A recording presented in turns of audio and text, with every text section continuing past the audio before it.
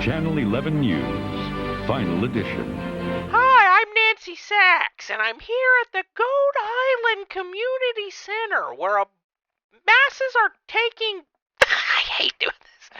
I'm here at the Goat Island Community Center, where the masses are flocking in for refuge from the horrible Category 4 blizzard that Goat Island is having. Get here immediately! There's only a few beds left! And if you don't get here soon, you're going to have to sleep on the floor. Temperatures are expected to reach -50 degrees Celsius, which for you at home is still -50 Fahrenheit. I don't know. I'm not a weather person. Don't know why I'm doing this, but they called off. Apparently their car doesn't work, so back to fucking Jim Baldridge with sports. Nancy, are you done with your report? What? Are you done with your report? Come here, we found something cool. Oh, what is it? Look. You see this puddle of water? Yeah, why is it yellow? Old Man Jenkins pissed! Nancy, while you were doing your report, Old Man Jenkins stood there and pissed. Why are you showing me this? Well, look at it, it's cool. Have you ever seen Old Man's pee? Yeah, I've seen a few old man's piss in my time, but it is kind of interesting. It's kind of turquoise. Do you want to go with me and Tristan to go point at Old Man Jenkins and laugh? Sure. Let's go. Hell yeah, let's go do it. Had an accident, Old Man Jenkins? Ah, Old Man Jenkins over here pissing his pants. Look, you can still see the wet mark down his pants. Look, Nancy. Look. Oh, old man. Hold on. I have to report on this. Bring the cameras over.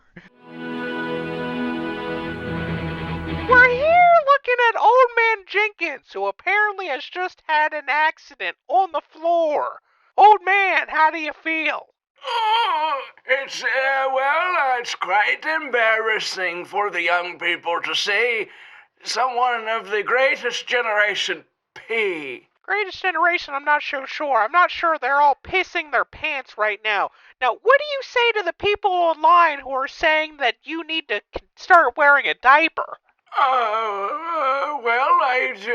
Sometimes I do, but, you know. You didn't think to pack a diaper when you're coming to the community center? It was an emergency. They started playing them sirens, and you said get down here as soon as possible, so I came and I forgot my Depends. You know, well, I think we might have some. There's like a storage room down here. Hi, President Clark County. Hey, how you doing? Hi, Mom. She's dead, but... This is our Security General, Tristan Pinpoint Deal, and we are down here securing the room, fortifying it, and taking notes of everybody who takes a piss. Yep. Yeah, Old Man Jenkins, I'm gonna have to let you know that there's a fine for what you're doing. Anytime you piss on the floor, you're gonna have to give us money. So that'd be 10 rubles. Oh, well, I mean, can you take an IOU because I don't have my rubles with me? We don't take IOUs, but we do take checks, and we will cash them tomorrow. So if it's not in your account, make sure it's in your account by tomorrow. Sunday's the latest I can do. Whatever it takes to get me out of trouble. I love living here, and I want to spend the rest of my days here and then be buried on Goat India. Hold on, you want to be buried in Goat India? It's beautiful. Then why are you here? If you love Goat India so much, why do you want to spend the rest of your days in a place you don't even want to be buried in? It's where I summer. And boy, how I wish it was summer now. Some kind of snow, isn't it? So if you... Here's where you summer, or Goat India is where you summer? I summer in Goat India, and I winter in Goat... I should do it the other way. Yeah, that's what I'm thinking. I'm Greatest stuck generation, my ass. Get out of here. I'm stuck in my ways, son. I'm stuck in my ways, son. Get out of here. Go. Push him out. Oh, my leg. We're here now seeing an assault happen right in front of us. No, you're not. That was not an assault. I don't care if it was filmed and broadcast live, and No. it was not an assault. No. He's okay. Freak accident. Beep, beep, beep, beep, beep, beep, beep, beep, beep. Freak accident today I always wondered how they did those beeps. at the Goat Island Emergency Center today, where Old Man Jenkins pissed himself and then broke his leg in a freak accident. Back to you, Nancy. Clark, You, Beverly? get over here. Hang on. Tristan, Nancy, I'll see you soon.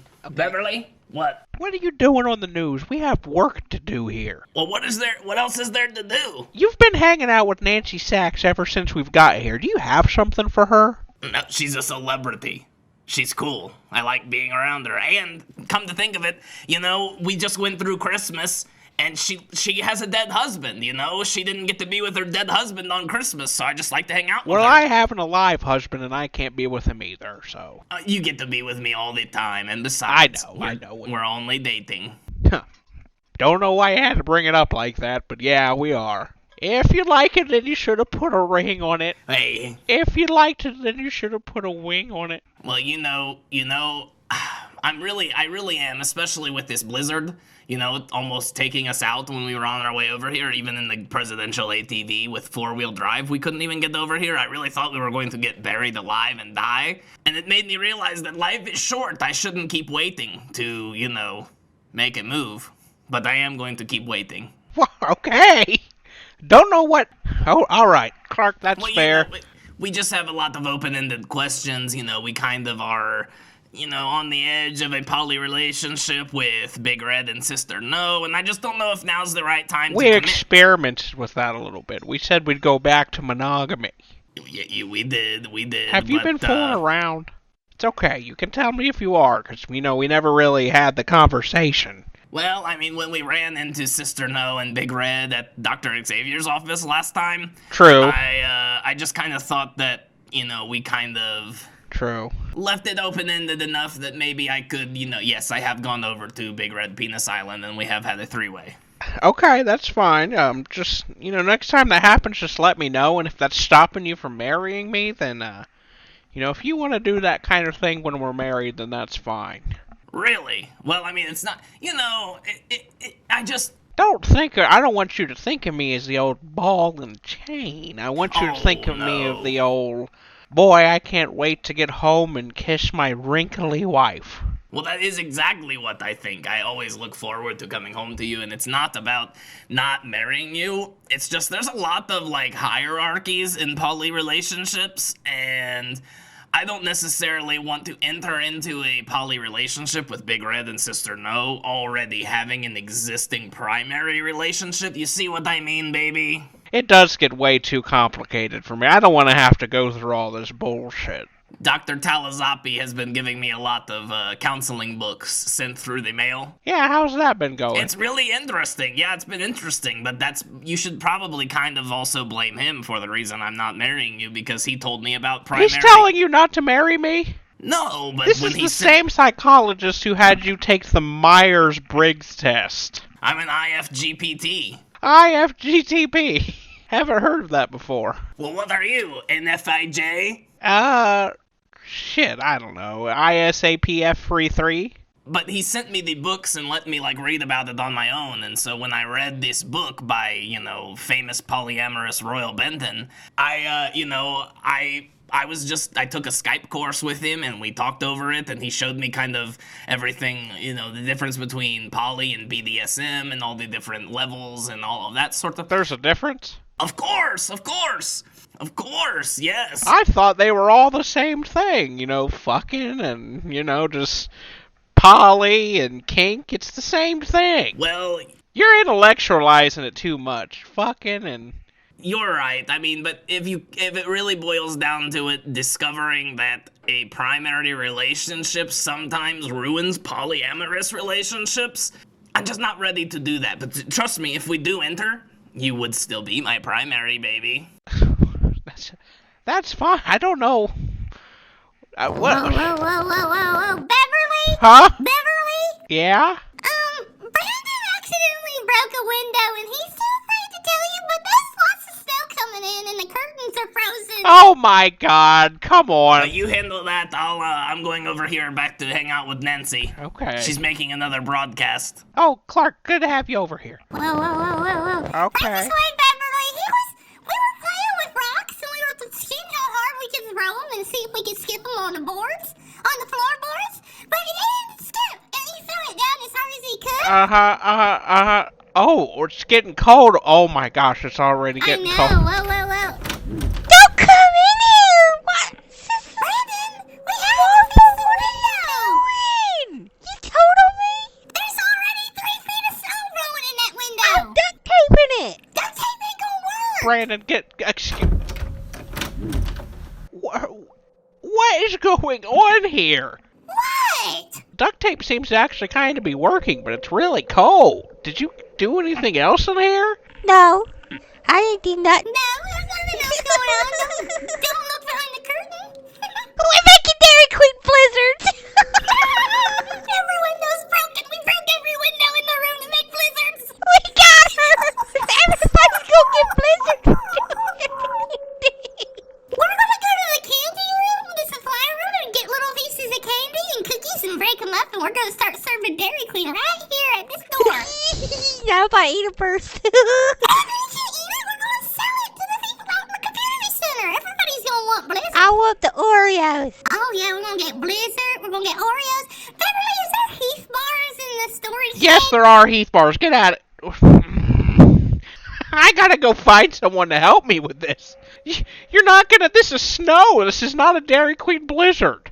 Tastes the same. Try it. Taste it, Beverly. You don't know what the fuck you're talking about. Here, whoa, whoa, whoa. I got me some of them iced animal crackers. I'm gonna crunch them up, and we're just Brandon, you get her a medium blizzard. All right. You want kid size, Beverly? No, medium's fine. I mean, if they're good, it looks tasty. Okay, and then I'm gonna sprinkle this on top. All and right, Brandon's just gonna mix it up. Ooh, I'm getting frostbite, I think, but it's okay. Okay, Beverly, that's $16. All right. Tip it over. Oh, I don't know if they do that. No, we gotta tape it up, but that's what they doing. That's what they do. Okay, well, give me a try. Oh, be careful, Brandon. Oh, it did it. Oh, Here we look, go. it's just like it. $15. Hold on. Let me try it before I pay for it. Come on. Oh my. It's pretty good, isn't it? This is. How did you do this? Broke all the windows in the room. Yeah, well, we broke all the windows, and I took some, when I knew this was happening, I took some cows and started milking them, and we got the cream and the sugar and all. You know, we got some cows in there. Yeah, we just took the milk and we poured it on the floor and waited for the snow to come. So we kind of did it like one of those little trays that has, like, it's really cold, rolled it up, ice cream. Mm-hmm. Yeah, and we just kind of rolled all around in it and mixed it up, and we made ice cream with 3 feet of snow that's coming through the window. But now, we kind of can't get the snow to stop coming through the windows. Oh. If I stand here too long, Oh, come on, Marble. Let me pick you up. She almost got buried under there, but Okay, I have an idea. This room is done. It's done. Let's just close the door and leave it. that sounds like a good idea. That's just part of the outside now. Yeah, we should just come in and get our blizzards and then... Exactly. You've done the hard work. Just make this the blizzard room. Let's just not come back in here. Let's not tell anybody. Clark finds out about this, he's gonna be livid. Okay, we won't tell Brother Clark. no, we're not gonna tell him. I want to go bring him a blizzard right now. Yeah, let's go out and see what kind of blizzard he wants. Okay. Daddy? Oh my God, how many times have I told you? Even Shelly Ann told me that's a little too much to call me that. Is that your daughter? Yes, I adopted her. Yeah. Marble, this is Nancy Sachs. Hi, Nancy Sachs. Huh? Marble, I think we may have met before. We may have seen each other, but nice to meet you. Oh, yeah, I forgot. We met in the woods when your husband was murdered. Frankenstein's monster. Oh. Yeah. Oh, Marble, you shouldn't have said that. I'll be back. Nancy, oh. What the fuck is her problem? Brother Clark, do you want a blizzard? I mean, what do you mean? We got Dairy Queen blizzards. We got Oreos and Reese's Pieces blizzards and We got Heath. Heath bars, Snickers. What do you mean? How did you do that? There's no Dairy Queen here. Homemade. We're all making them. You wanna come see? We broke all the windows in one of the rooms and made a big mess. You did what? We made a big mess. Well, but it's okay because we got blizzards out of it. And Beverly said that we just close it off and make it a blizzard room. We close it off. Beverly. She said it's part of the outside now. Hang on, Beverly. What is going on? These two said they've ruined the whole room that you are calling the blizzard. You weren't supposed to tell him. Oh, we had to. We had to let him know how we made it. You didn't have to tell him how you made it. All you had to do was get it. Well, I mean, he probably wouldn't have ate it if we didn't tell him how we made it. You guys, go to your room. Whoa, Whoa, whoa, whoa, whoa, whoa. Go down. No, you gonna make them. Come on, Mama. Let's go. Beverly didn't mean to yell at you. Why did she yell at me? I was just trying to make me up a nice thing of blizzards. But we had our blizzards. Now we just go and let them figure out what we couldn't figure out, which is how to clean it up. Now we ain't gotta do nothing, and they'll be over it later today. She just ruined my whole day, and now I need someone that can pick me up, and I'm just so devastated. She ruining your whole day. Look, I was trying to say this for a special occasion, but what other time but now? Wait, what is it?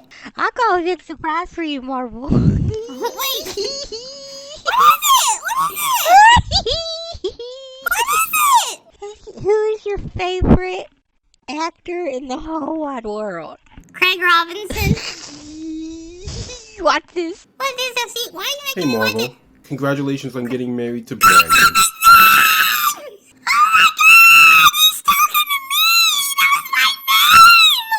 Whoa. How did you get this? How did he find out about me? Wait, let me listen to him. He seems like an okay enough dude. I hear that you're a fan of my work on The Office and Hot Tub Time Machine. Thank you for that. Not enough people appreciate me for that, but you do. Thank you.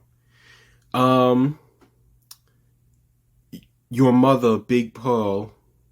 Oh, what? I don't know. Anyway, also, congratulations on leaving the cult and changing your name from Sister back to Marvel. That's good for you. Anyway, Marvel, I'm gonna get out of here.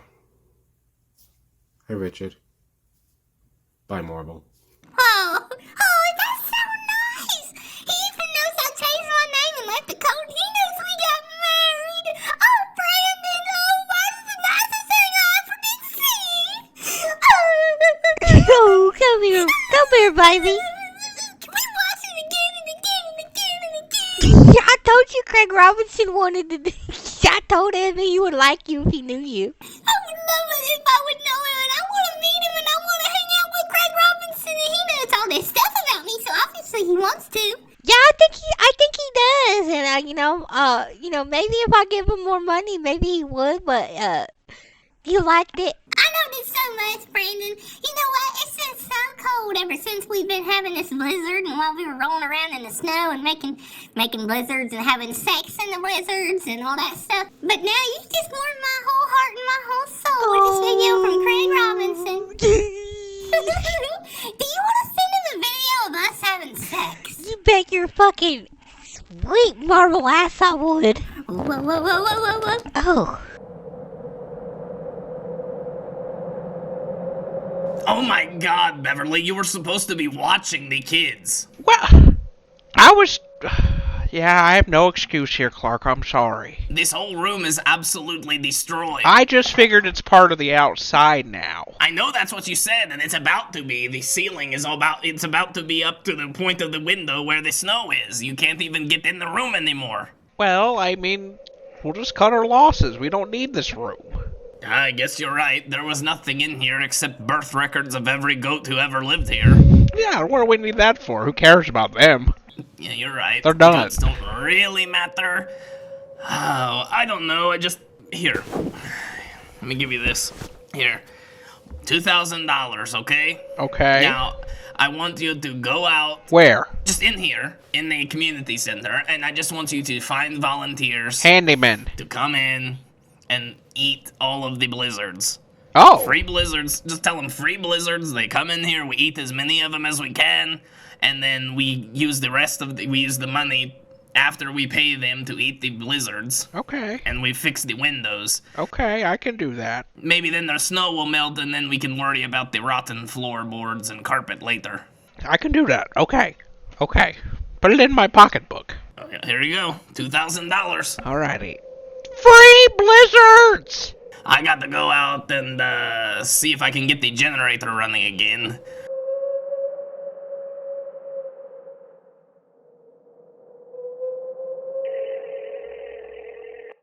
Oh, I hope my sister Beverly is home.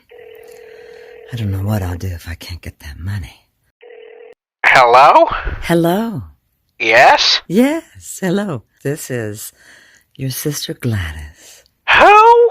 Gladys. There's a terrible echo. I can't hear you. Please speak up. Gladys? Is this a telemarketer? Well, of course you have a sister Gladys. Gladys? Gladys? Oh. Hi. Been a while, hasn't it? Well, yes, it has been a few years since we talked. Maybe 5 or... Can't remember, but that sounds about right to me. How time flies. Well, sweetheart, I know we quarreled about a couple of things. You could say that again. Really, blood runs thicker than water, doesn't it? My blood's kind of thin these days, so I don't know. When I get a cut, it just starts bleeding and bleeding and bleeding. Hey, I'll keep talking about me. I haven't heard from you in quite some time, so Anyway, I just wondered how you were doing. Oh, there's I was talking with Mayor Thimpleton the other day, and okay. He asked about you, and I so wanted to give you a hello from him too. Why in the hell would Mayor Thimpleton want to talk to me? And why are you hanging out with him? He can take his hello and shove it up his mayoral ass. Oh. Fuck him. Or not. That's fine as well. And you remember our sister Betty? No? Well, I suppose. I kind of do remember, having somebody around that was stunted and had stubby legs and ugly black hair, but, is that the same Betty? No, that could be. I think you're thinking of your sister. Well, I thought we had the same father. I'm too old. I have no clue. All those people are gone, deceased. I've moved on with my life, and maybe you should too. Oh. Well, I did not know that. So, Beverly, how has your life been? Oh, I'm dating a man, and he's, Yes. I think he might be the one I'd like to be married to. My late husband, Jay. He passed, and, I met this young man, and he's made me the happiest old woman an old lady like me could ask for. And, I'm just trying to get him to pop the question. So, it's kind of been at the forefront of my mind here lately. I also think I might die soon. Oh, yes. Yeah, so how's your side of the family doing? Oh, it's fine. And they're all doing very well. I remember that cousin, the redneck one, clandestine. The Clampets. Clampett. They're lovely people. But, of course they're hillbillies, but they're lovely. They're my friends.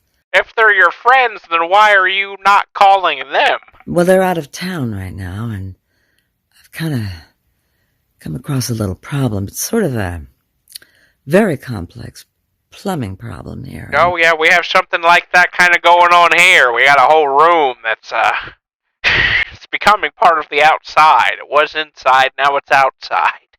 Kind of actually doing that right now, so, if you're not busy, I might try to... It's going to take quite a bit of money to rip out some of the pipes and put them back in, and, well, it's going to be about $5,000, and Uh-huh. I thought maybe, being my sister, my favorite sister, you could help me. Oh, well, That's not really gonna work. You know, we're kind of in the middle of a huge blizzard here. You know, I'm running an island now, and we don't really have the finances right now to kind of spend on a plumbing issue completely outside of our island. Blizzard's kind of been rough on the island, so no. Oh. Well, Yeah, although Yes. yes, you do need running water. You know, don't know what you do if your toilet couldn't flush and your shit just started piling up. Well, how about 1,000? I mean,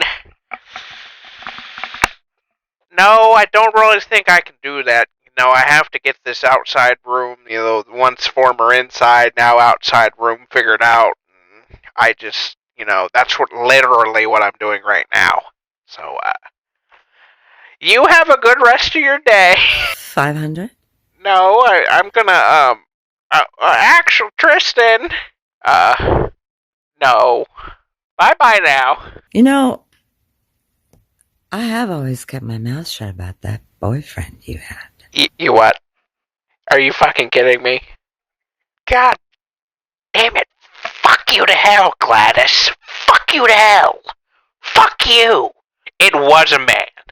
It was a boyfriend. It was a man. It was not a woman, no matter what you say, Gladys. So fuck you. Fuck you. Everybody bullied me into high hell for what you did, telling everybody, and I don't need my current husband to find out that I've been with a woman / man. He, she. So I'll send you the fucking money, you cunt. That would be great. You can just wire it right to my bank account. Beverly, I just love you. Always a pleasure speaking with you. You're a fucking cunt, bitch. Tell the Clampets they can suck my dick. That's right, dear. I'll be delighted to tell the Clampets hello. Tell that fucking bumfuck Jed to fucking hang himself or shoot himself and do it right. Especially Jed, yes. I can't stand you. All right, dear. I love you too. Cunt-licking, bitch, cock-sucking, queer-loving, bitch-ass, asshole, anal-loving, puberty-hitting bitch. There was no need to say that. I hate you. Lose my fucking number, bitch. I love you too. And thank you. And yes, I will pay you back by the end of this next year. God damn it. I wish you died at birth. Bye. Taste the biscuit. Taste the biscuit. Taste the goodness of the biscuit. Taste the butter spread. Taste the goodness of the biscuit with the butter spread. You know, they released 4 new songs. Did I tell you that? Really? Yeah. Weird. They're not the best, but they were kind of good. Well, none of them really are the best. No. They did one called Percy the Thanksgiving Turkey, though. That was pretty good. His drumsticks were delicious. We were eating on him till Christmas. Percy had such a great taste. I feel like, you know, I've... Hello and welcome to MOATAIF. You know, speaking of, what a blessing to welcome Estelle Piper to the cast. And so Truly. we're just speaking of Toasters and Moose. Yeah, so they released this song, Percy the Thanksgiving Turkey, and last year I did a Thanksgiving audio tale, Brother Alcorn at the first Thanksgiving. It is a heinous tale. I re-listened to it this year as like part of a, I'm like, oh, well, I don't know if I've heard that one. The reasoning is, last year when I made it, I'm like, there's not a lot of Thanksgiving stuff. You know what I mean? Like Thanksgiving movies or songs or like anything like that. There's so much for Christmas. Yeah. So that's why I wrote Brother Alcorn at the first Thanksgiving. But it is, I didn't want to... I kind of liked the idea of writing a story of the first Thanksgiving where the guy... Slaughters. Yeah, pretty much. And so the story literally starts, like the first sentence is, Brother Alcorn expels his seminal fluid inside the protesting native. God. It's a dark story, and I listened to it this year and I'm like, wow, I don't think I can make that like a tradition. But I can certainly make Percy the Thanksgiving Turkey by Toasters and Moose. That can be a tradition. That's a good one. And so, like, these 4 songs form an EP called Taste the Christmas. Oh. They're all decently good. The first track that they released is called Christmas Biscuits, and I'm like, okay, we get it. Like, you know, there's a successful song about biscuits. But, like, that doesn't have to be something that happens all the time, you know. But I get it. They're trying to be viral. They're trying to remind people that they're the biscuit people. So, like, in the middle of this pretty regular, like, pretty good song, like, pretty, like, it's probably the most palatable song, you know, because all the other ones are, like, kind of... Terrible. Toasters and Moose kind of bad. Yeah. But, you know, so it's like this kind of regular Christmas song, and then all of a sudden they just go, biscuits, Christmas biscuits on my plate. It's good. Honestly, the songs are good. Sounds good. Biscuits, Christmas biscuits. And it's been such a long time since they've released any new music, so I'm like, if this is like what TikTok brings to Toasters and Moose by allowing there to be like new music, then like hell yeah, you know. I love that. It's weird that like they would have had to come out with a movie before this, but now it's just TikToks. I know, it's crazy that TikTok made it become so successful to the point where like now, I mean, we've been friends on Facebook with Estelle and Tom Shaw for, you know, a decade now, which is weird. Yeah. But we also like. We know them to a certain extent, like we're friends with them, and now, you know, they're going through this like weird viral trend again, which is like something that should have happened years ago. And now, because of that, as their friend on Facebook, we've seen that like really they haven't interacted much since they both live in San Francisco, but they haven't really like they don't get together. Right. You know what I mean? They're Facebook friends, and now they're always together, like recording TikToks. It's nice. They've brought together friends again. Yeah, and now performing, you know, new music with you know, new Vincent Gargiulo tracks, which is fun. So I'm all for it. I hope they continue to like find success with this. I hope so too. And I was kind of surprised, like when I saw that they were releasing new music and I saw that it came out, I immediately purchased it. I went to Bandcamp and I immediately purchased it. Like it was this immediate, like as a heartbeat, you know. And I didn't realize like how much I actually like am a fan of their stuff, you know. I mean, not really like legitimately, but I love that original album, the soundtrack to the movie, so much, and like the 2 other songs that they've released since then, that having these 4 new songs was like actually like exciting as if they were like a real artist. It's weird. I was like, the 4 new Taste the Biscuit tracks. Like, it's ridiculous. But that I digress. That is that's a 2022 thing. I certainly hope, you know, they continue coming in 2023, but you know, we'll see. Welcome to the show, Estelle Piper. Truly. How, you know, now that we're doing our wrap-up for 2022, how would you classify the year overall? Like, how was it for you? I think, you know, pretty good year. I have no complaints about it. Only good things have really happened. Way better in 2020 and 2021. Yeah. It's interesting because I kind of feel the same way that, like, you know, but I didn't really do anything this whole year, basically. But then, you know, I think about it, and I looked through my journal, and I'm like, actually, I did do a lot. I mean, I did, like, move across the country this year. But, you know, it's in terms of, like, life goals or, you know, not even that, but just, like, making progress in life. Like, besides the move, that was kind of it until the other day when I got this position that I'll be starting in January. It's like putting a big bow on 2022. Just being like, oh, that's nice. Yeah, it's a much nicer thing to end on than my sister's untimely passing. Yeah. That is certainly a better note to end on than that. Speaking of which, you know, yesterday was actually the 1 month to the day that she had passed away. Really? That soon? I know. And so I went out by myself to the cemetery and kind of sat there for a little bit. It was freezing cold, but, you know, I never felt like I would be the type of person to go to a cemetery, but I mean, there is something about it. I mean, I don't think she's like there, you know, it's not like that, but like, it's like the only place you can go to kind of like remember, like, yeah.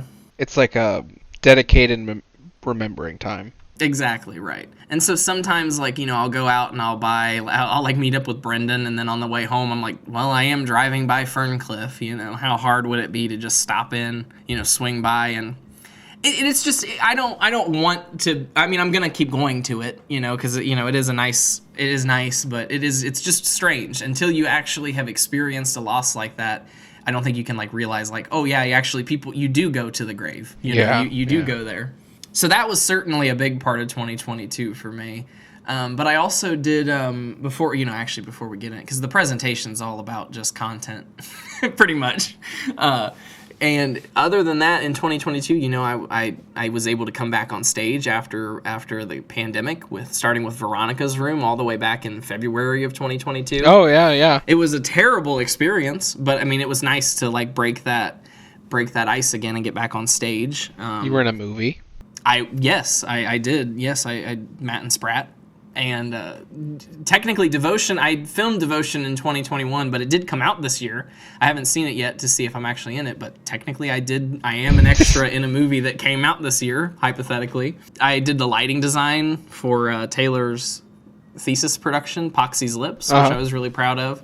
And then when I came back to Springfield, I jumped right into Red Herring, which was an experience. But, since it's been over, I am kind of like, I wish I had maybe had a little bit of a better mood, like a better attitude, but it was a bad experience, kind of. It was like a little bit unprofessional. The director wasn't the most, and there were a lot of times that they were wasting my time, and I made sure to let them know that. Red Herring? Yeah. Oh. But I feel like I could have been, a little bit nicer, I guess. But we'll see how that all turns out if I get to do more work there. But now that I am going to be working at Clark State again in 2023 at the HBC full time, maybe I'll be able to be there if they need an intimacy coordinator or a lighting designer, that kind of stuff. And if there's a play or a musical that I really want to be in, there it is.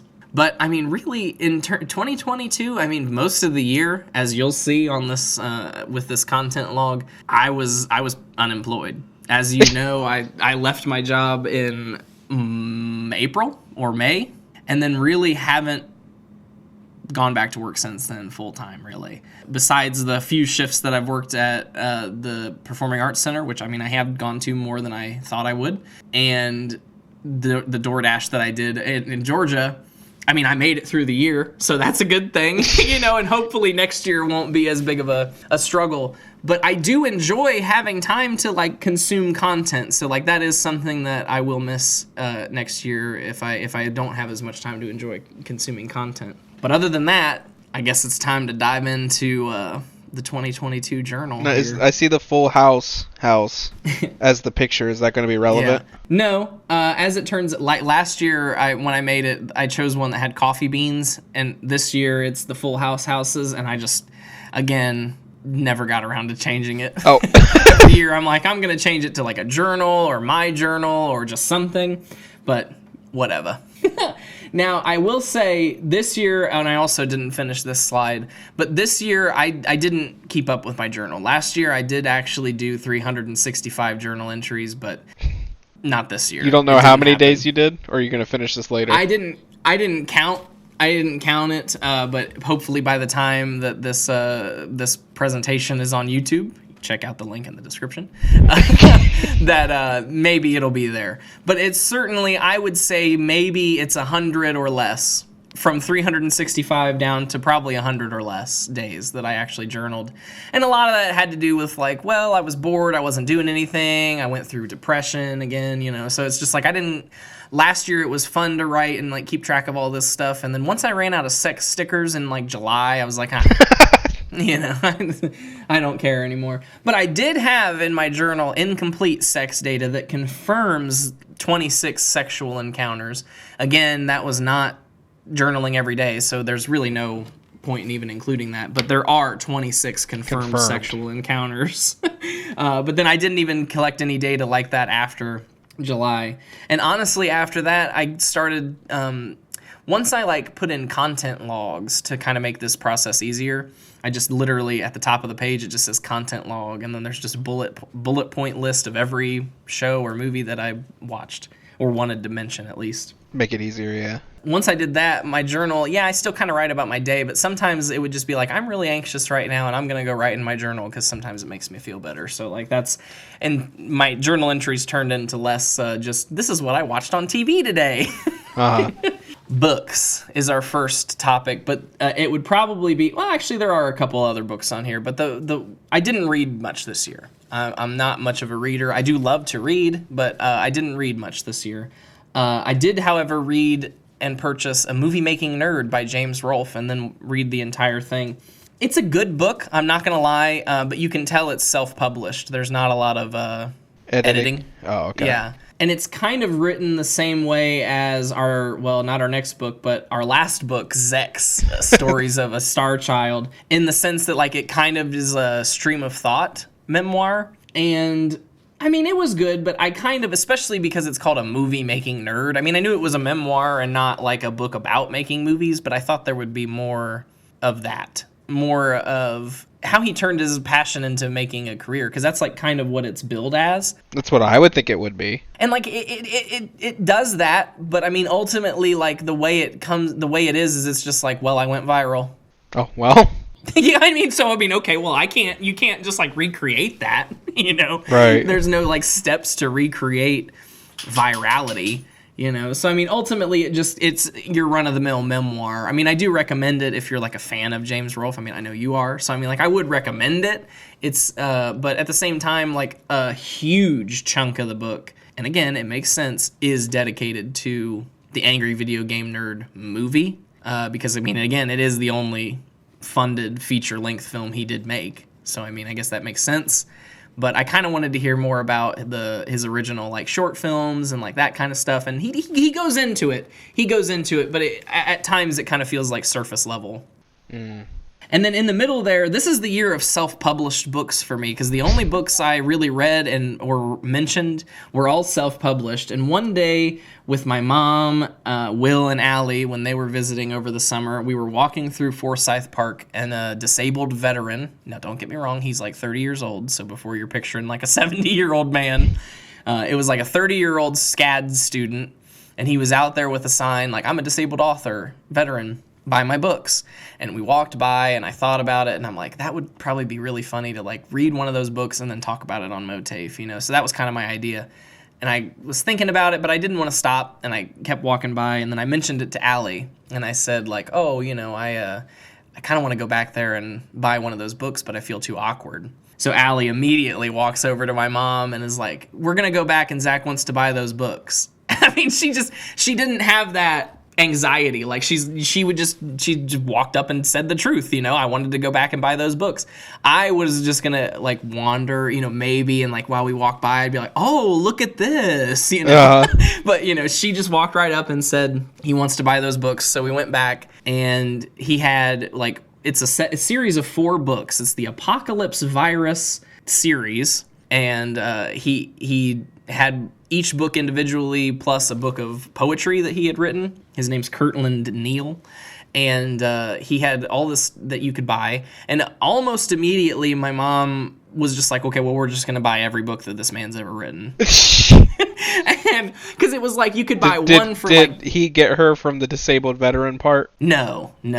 My mom was literally just like, well, if you like the book, if I buy one book for like $10, $15 or however much it was, and then you like it, how are you going to get the second one? How are you going to get the third one? Right. So she's like, he had a deal for like, you could buy all 4 books for like $50, which was like $10 cheaper or something like that than if you bought each one individually. Yeah. It didn't end up getting the book of poetry, but I do have all 4 books of the Apocalypse Virus initial, the first book is called Initial Infection. I couldn't get past the first page. I'm sorry to say, Kirtland D. Neal, but it is god-awfully written. I would like to like subject myself to it and like try to get through it, but I mean, why torture yourself, you know? Why torture yourself for something that's not going to be that great anyway? Is it just, it doesn't read smoothly? Yeah, and it's just like, it's not edited at all. I mean, like literally at all. So like I found typos, there's like punctuation errors, spelling errors. It's like, it's nearly unreadable. It's beautiful art that he managed to get. I don't know how he managed to do that. I know. So I feel like he must have like reached out to someone on like DeviantArt or something like that and been like, hey, make me a cover for my book series. I don't know, but all 4 books do really have some great artwork. And Stories of a Star Child, of course, you gave to me. Zex is a man that came into the blood center and has schizophrenia and apparently wrote a memoir. And I haven't read much of it. I'm not going to lie. I haven't either, but I do want to touch on this for the book club. At some point, it's hard to read. It is kind of hard to read, but I liked it. What I did read, I pulled out a highlighter and I was highlighting stuff because it was making me laugh my ass off. I wrote in the margins. The main points of it's funny, and the main points of what he says are interesting to say the least. I just hate how he writes and how much he repeats himself. Yes. He'd be like, so I was transported to an alien spaceship, and when I was 4, I got into fights with rocks with kids, and then but anyways, I'm talking about the alien spaceship. He literally talks just like that. And I mean, that's what when I first texted you after you gave it to me and we both kind of started reading it, I texted you and I'm like, you have to accept that the man is schizophrenic and it's hard to read. Yeah. It's very hard to read. And what you said about but anyway, literally is how the man writes the book. It is very poorly written, but the stories, and if you just have to, you could read the book and be like, well, this is fucking ridiculous, because it's all lies, it's all cockamamie horse shit, but maybe not. He believes it, and so the fact that he's telling you, he might be an unreliable narrator is what I'm trying to say, but if you just go into it and you're like, this really happened, it's fucking hilarious. And you do kind of have to accept that it's written by a schizophrenic man and has no coherent train of thought. I want to add a detail in for Kirtland D. Neal's book. I don't know if you know this, but there's actually a 5th book that came out. Oh, shit. Apocalypse Virus System Failure. It has 2 subtitles. Apocalypse Virus, System Failure, Death is Imminent. Oh my god. I guess they're all That's this. So fucking funny. Apocalypse Virus, inoperable, just when you thought it couldn't get any worse. Just when you thought it couldn't get any worse. Apparently, Apocalypse Virus Initial Infection is Apocalypse Virus Initial Infection, a pandemic of monstrous proportions. Oh my god. The only one that has the regular title is the second one, Apocalypse Virus Symptomatic. That's fucking hilarious. And he signed each book for me, by the way. He's That's like, cool. And I sign every copy. So each copy is signed. I could run over and grab one right now, but I'm too lazy. But it said, I remember one of them said something like, it was like book 3, and he was like, doesn't this kind of sound like what we're going through now with Corona? And I'm like, shut the fuck up. Oh my god. Did he write this before Corona? Up. Yeah, the first book, I think he said the first book came out before Corona, but That's then crazy. Since then, obviously, it's been probably heavily influenced. I want to read the back of this because it has the back of. Air Force veteran Kirtland Neal is actively pursuing a career as an actor and writer while living in the state of Georgia. His goal is to direct, write, portray, and produce stories that are both imaginative and impactful while utilizing his resources to afford others the same chances he has had. Dylan's one-man war. Okay, that's just getting it. Okay, so I don't know why he has what would be in a program. Yeah. On the back of his book. It's got to be. You got to let people know who you are, I guess. I'm gonna have to look at some of my books to see if anybody else does that. Right. Oh, I guess it does. But it's usually not written like that. Yeah, and sometimes it'll be down at the bottom, Stephen King lives with his wife Tabitha and dog. Yeah. Stanislav Grof, one of the founders and chief theoreticians of transpersonal psychology, is the president. Okay, so that makes sense.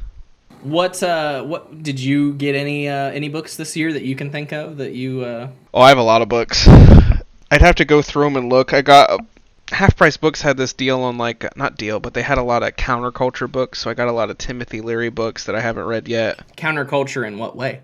60s psychedelic counterculture, sort of this underground psychedelic movement. I see. And nonfiction or fiction? Nonfiction. Cool. So I got a lot of books. I read this really great book about DMT. Shit, I don't know. I don't really read fiction, so there's nothing no stories I can really. This is what I'm reading now. When the impossible happens, adventures in not ordinary realities. I see. So is that also like psychedelic based? Yeah, it's about like sort of these like altered states of consciousness, and this guy's a doctor and he's worked a lot with people like this. Gotcha. Like in these states, like a. See, that looks like a textbook. It kind of is. Yeah, it's kind of like a resource totally book. Be a textbook. Yeah. Yeah, it's like the shit I read, I guess. Well, I mean, it's what entertains you. I mean, I know you've been fascinated by that for a few years now, so I'm not surprised. It's not gone away. It's been like 4 years. Yeah. It won't well, stop. And no reason it should. Yeah, no reason it should. If it's what you are interested in, by all means. For the longest time, I only read political memoirs. Yeah, right. Nonfiction like that. So, I mean, I get it. Thank God that trend died for me, but some of them are really good. I'm not going to say that. Some of them are really good. I still list Game Change as my favorite book, like when asked, because it's kind of like once you get an answer for a question like that, you just kind of hold on to it. Stick to it, yeah, it's easier. Podcasts. I'm not much of a podcaster. I sort of am, but this is my 2022 podcast. Now, I only listened to one episode of this. This is Rob Has a Podcast. Of course, I've mentioned it many times. They're certainly the inspiration for all of our Survivor and MOATAIF, or Survivor and Big Brother simulation episodes. The thing is, I've never listened to the show for like what they actually do, which is like covering Survivor, covering Big Brother, like covering all these reality shows and doing daily recaps and stuff like that. I don't give a fuck about that. Especially this year, you'll find that I mean, I don't want to be a spoiler alert, but like I gave up on Survivor this year. I stopped watching it. I like don't think I'm going to continue watching it until there's like a genuine like, oh, that actually sounds like it will revitalize the current game structure, because it's too predictable, and we'll talk about that later. But as a result, the only episode of theirs I listened to this year was their 2021. They do a simulation where they do a Survivor like we do on MOATAIF, but they use like significant events and people and companies from 2021 and do it that way. So like I don't remember who won, but you know, it was like, oh, Taylor Swift's Fearless album just got eliminated. But the thing is, I've listened to them, you know, those specific episodes. I've listened to like, you know, the 2019 one, you know, that sort of thing. Mm-hmm. But this one was so low energy. Rob himself did not give a single fuck about what was happening. He was phoning in the whole time. It was so hard to listen to that I'm like, I don't think they just advertised they're like getting ready to record their 2022 simulation. I'm like, I'm not going to be listening to it. I probably will, but I'm like, it better be better than the 2021 one. So I'm confused. You said you've only listened to one episode, but you'll probably listen to the 2022 one? Well, I'm just saying I only listened to one episode this year. I didn't listen to I haven't listened to any of their other content this year except for that one simulation. I see. Ear Biscuits, it's a perennial favorite. According to Spotify Wrapped, it is my #1 podcast, but there's really not much to say about it. It's kind of just familiar at this point, and I do like Rhett and Link as people, not necessarily Good Mythical Morning. That's really all I have to say about that.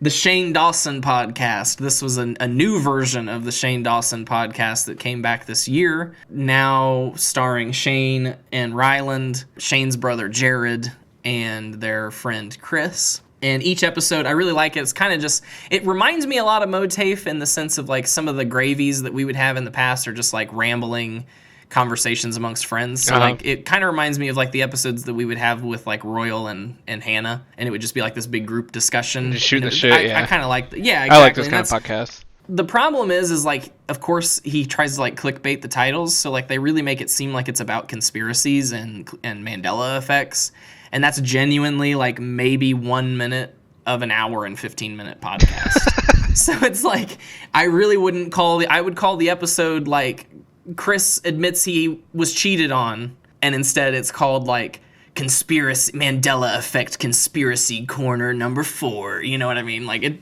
but it is a good podcast. I've listened to, I wouldn't say every episode, but if there are 10 episodes, I've listened to 8. Better Call Saul Insider podcast. I've listened to it for years. I felt like including it. It's you know, after every episode, the day after every new episode of Better Call Saul, they would have an insider podcast with the creators of the show, the stars of it. The 6th season of the podcast was conducted over Zoom, so it's kind of terrible.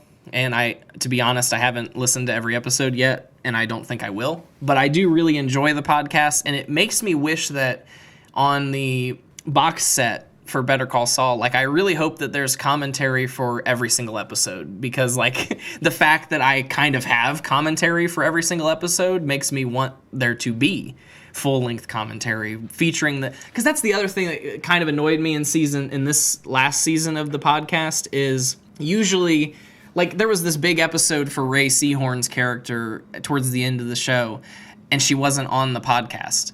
To me, I was just like, that. Normally that's what would have happened. She would have been there to talk about the episode, but she wasn't. So I'm like, I'm not even going to listen to this. I don't want to listen to the set designer talk about the episode. That's just like season 6. Like, it's kind of like that, where she's not in it? Yeah. Oh.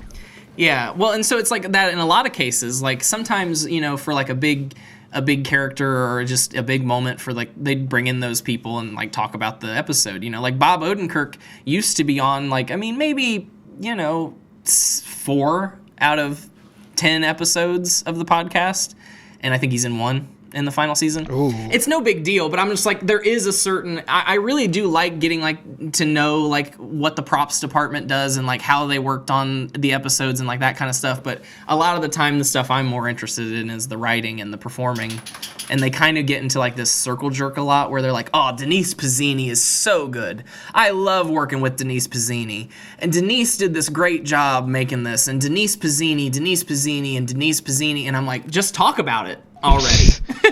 Oh, yeah, they'll kind of like just jerk her off for a little bit. Right. Way too long before they actually talk about what she did. And I'm like, so what did Denise Pizzini fucking do? Guys, if you don't know Denise Pizzini, she's just so wonderful. Right, and I'm like, I'm sure she is, but at a time it just gets to the point where it's like, talk about the damn show. Uh-huh. Hang on. My mom texted me. She said, hey, we have to take Grandpa to the hospital. He's got a fever and talking out of his head. I promise we will be home soon and try to get the water fixed. But he's really, really sick. I'm like, oh, shit. Hopefully MOATAIF honors Larry Harkins. Oh. For his good health. For his good health.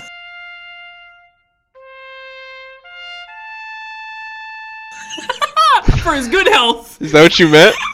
Yeah, for his good health. I was like, I thought you were immediately accepting his death. No. Anyway, no. Larry, he'll be fine. I hope. I pray. Dispatches from Myrtle Beach. Now, you might not have heard of this. This is a new podcast from Mythical. Is that Link Never and his thought dad? I'd be interested in it, but yes, it is Link and his father, Charles, doing a podcast. When it first came out, I'm like, well, it's just something to listen to. But since then, I have kind of grown to like it. I always thought Charles was a funny guy when he would show up on the show or like whatever. And he, one that reminds me of Snickerdoodle, that when he like came in there and ate that Snickerdoodle cookie. And he is a funny guy. And so like the show, I don't know. I don't know if I would recommend it, but I do think it is, if you like them, it's fun.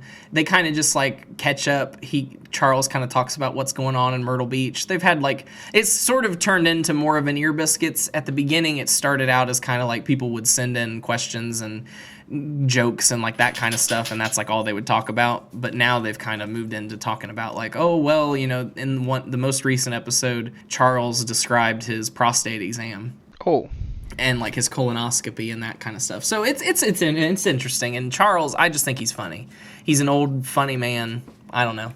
But what I would think is my number one podcast is actually, this might get weird with Grace Helbig and Mamrie Hart, YouTubers.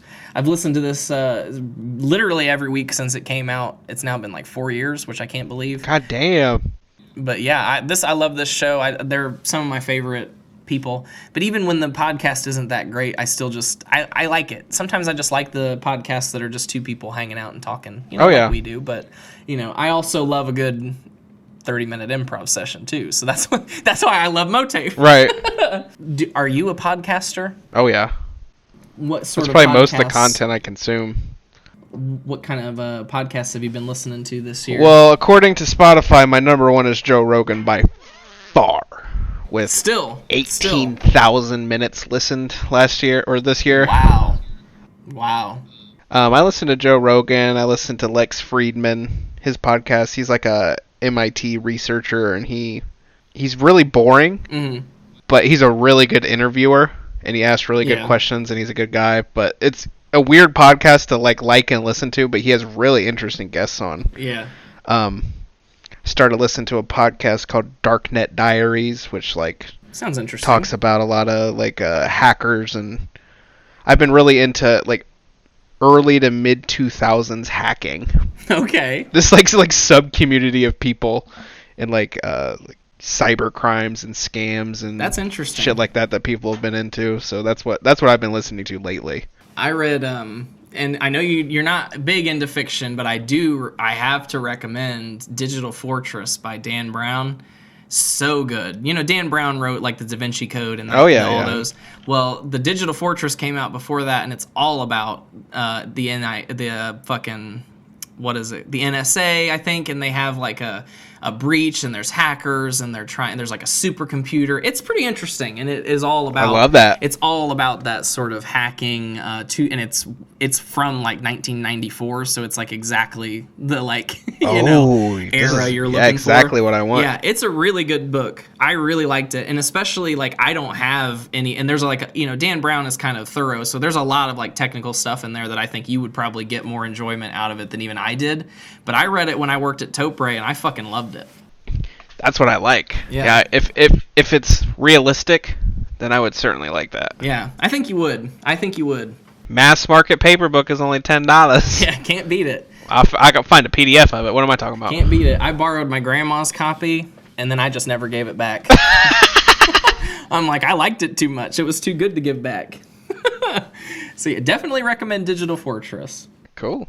Gaming. Now, I'm not a big gamer, so there's literally no change from last year except that there's just less games. I only played Hitman 2 and Hitman 3, and I'm not saying I played them a lot, but honestly, in my journal, I did play them a lot more this year than I remember, because that was really like a 2021 thing, but I guess I did play it a little bit in 2022. I did mention Super Mario Party a couple times this year in my journal. I remember specifically once, like, Taylor's friend Aaron came over to our house in Savannah. They were playing Mario Party, and I tried to give Aaron some advice on like, oh, well, I would go that way, and then she ended up like getting hurt, and I'm like, shit. So like it ruined my credibility. I'm like, oh shit. I'm a terrible Super Mario player. Right. And of course, there was Minecraft. At a time this year, I was genuinely playing Minecraft every day again for hours and hours and hours. Taylor would go to work. I would start playing records, and I would play like 8, 9 records, and I'd still be playing Minecraft. I reconstructed on the map that we made the entire Clark State Performing Arts Center in painstaking detail, 1 block to 1 meter, or like whatever the scale is. I don't know if I've seen this yet. Well, that's the thing. I was playing it one day. Oh, yeah. And then it got corrupted. I don't know what happened. It got corrupted, and it never loaded again. So I stopped playing Minecraft and honestly didn't play many games after that. But I do have to say there is good news. There is a little bit of silver lining. I did boot up Minecraft the other day, and there is a backup copy of the map that you and I created, the one that, but it's drastically years behind. Like it probably still has everything up to Minecraft years behind. No, I mean just like in terms of all of the updates that I had made over the last like year or so. In terms of that, it's like it was so far behind that I'm just like, it wouldn't even be fun to make. Like if it just like, oh well, I just have to rebuild the Kuss Auditorium. Like, well, I mean, I probably wouldn't. But I mean, there was so much progress that I had personally made over like 4 or 5 months of like new houses, new developments, different areas, new characters, and all of that was gone. So I'm just like, well, at least the map still exists, because it was a fun map. But I mean, it's like, I would say it is where we left it, 5 years ago or whenever we made it. That was only like 3 years ago, I think. Yeah, it was a little devastating, but it's nice to know that it's still there. But it'll never be what it was. I'd really like to work on it again. I'd really like to at least do something like it. Yeah. I mean, maybe if we did it again, we'd just have to do a super flat world and not recreate, because that took a long time to recreate that. I mean, I wouldn't be opposed to getting on it and like making it. It's just like, especially if we were doing it together, like it would be fun. But just to know like how much progress I personally made and then saw destroyed, like I want to go back to it, of course, and I would, like with the two of us. But yeah, by myself, I'm just like, eh. But if we did it together and we just built onto it and continued from there, then it becomes a different thing, a new thing, and there's more ideas. Yeah, it might take a different direction. Right. There could be a new Clark State Performing Arts Center maybe at some point. Yeah, someday. That took literally, like, it's devastating that it's gone. I can't tell you how much time that took. Weeks. And most of it, I mean, I literally did look up the specifications as much as I could. Like, you know, they have their tech specifications for, like, how big the actual stage is and, like, that kind of stuff. But for the most part, it was all on memory. I'm like, well, this hallway goes down this way and it connects here, which then goes all the way over to the...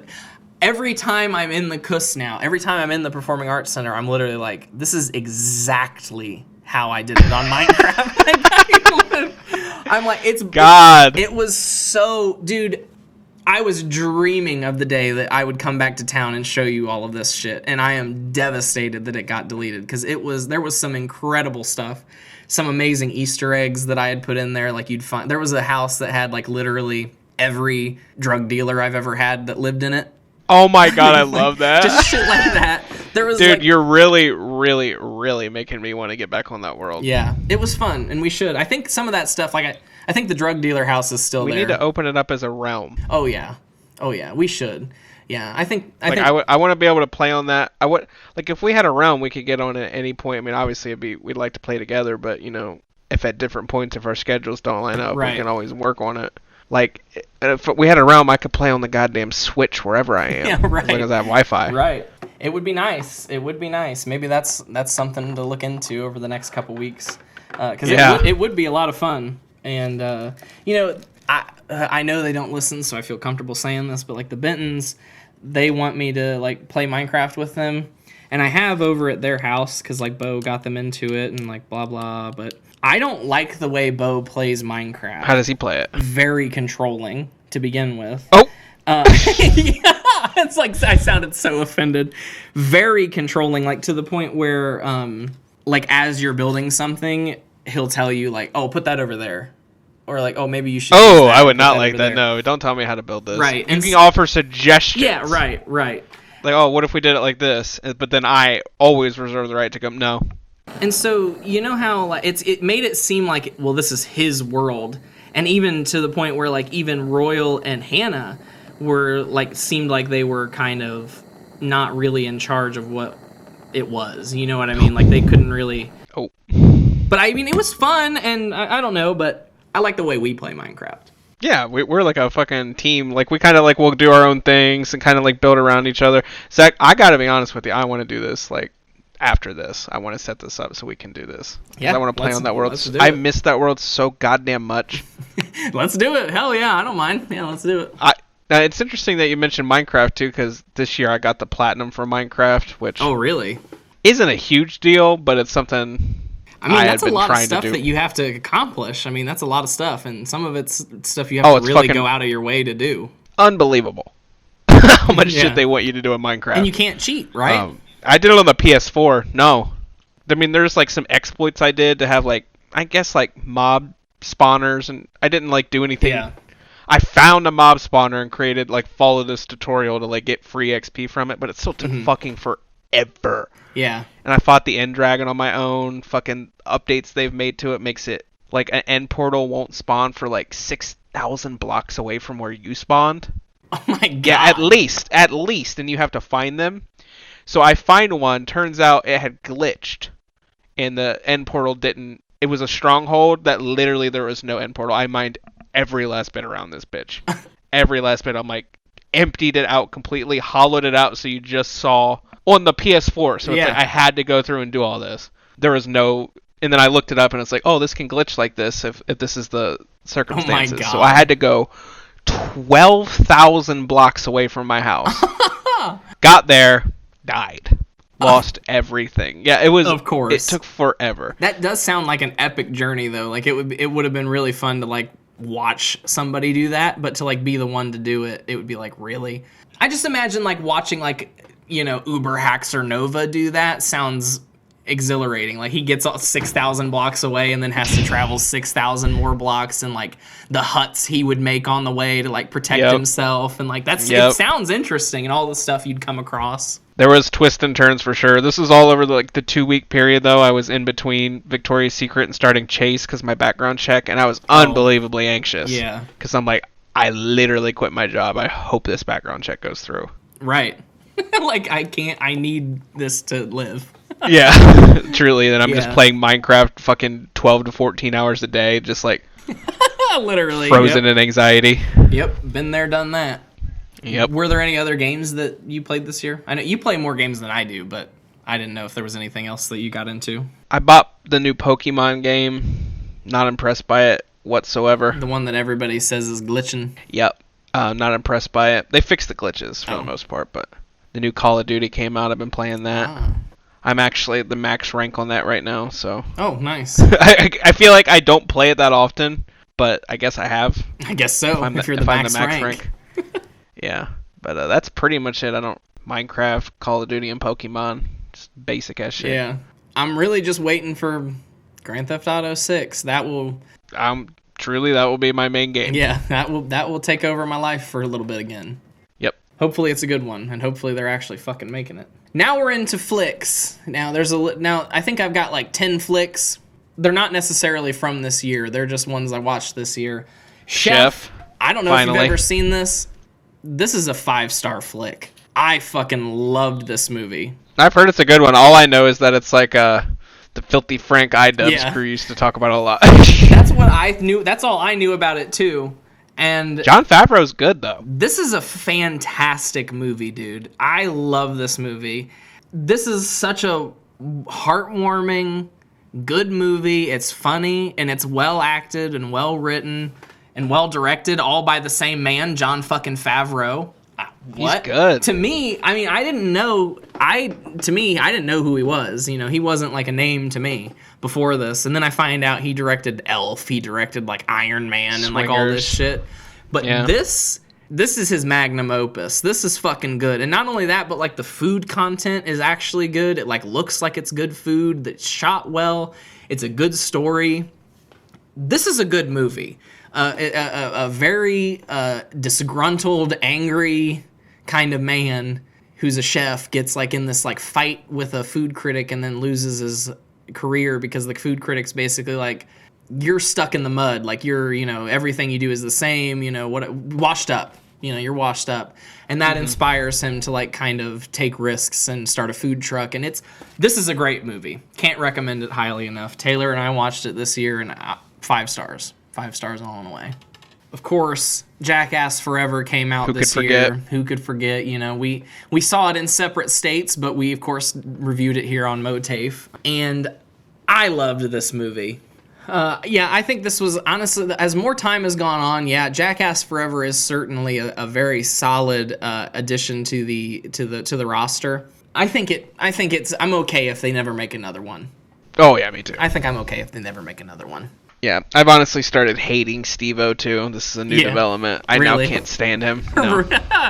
Yeah, I know you said that you had like listened to some of his podcasts or like interviews or something, and he just tells the same things over and over again. Not only he tells the same stories over and over again. Now he thinks he's some sort of. He tries to give people who are as successful or more successful than him advice, which is very cringy. And he really thinks he's a stand-up comedian too. And he tries to kick it with stand-up comedians. Steve-O, you're not. No. You're not. It's fucking cringe. You're a carnival act. He is a carnival act, and that, I mean, it's fine. I just wish he would accept that's what he is. Right. Instead of like, ooh, it makes me cringe when he tried to give fucking Frankie Muniz advice. Frankie Muniz doesn't need advice. He's uberly successful. Right. And because it's like after he got done acting, he made all these investments in real estate. He's fucking doing amazing. Yeah. He's rich as fuck. Good for Frankie. I didn't know that, but Frankie certainly doesn't need advice from Steve-O then. Dude, if you ever want to cringe, like watch that podcast because Steve-O starts to like give him advice. He's like, "Oh yeah, I've done all this," and he's nice about it, but it's just like. So I hear you can't remember Malcolm in the Middle. Literally, he brought that up. He's like, yeah, people keep saying this. I remember Malcolm in the Middle. I don't know why that became a rumor. Well, cause he did have like CTE or like brain damage or something like that, but it doesn't affect him in that way at all. It's like short-term memory. Yeah. I know we've talked about this before, and I'm like, I really feel like people just went up to him and they're like, what did Dewey say when Malcolm? Yeah, that's what he would say. He'd just be like, I can't remember specific episodes, like recording them. It's just like work. Right. It was just like a work day. Do you remember random work days? Right. What was it like working with? And he's like, I don't know. She was just a guest star for one episode, and we didn't even have a scene together. Like, why would you ask me what it was like? Yeah, I'm on the Steve-O fucking hate train. I've never been like a huge fan of him, that's for sure. Oh, it just pisses me off because like he will get people on his podcast, and it's just like he never leaves room for like a part 2 with the person because he's here's all my stories. Here's how it relates to me. Yeah.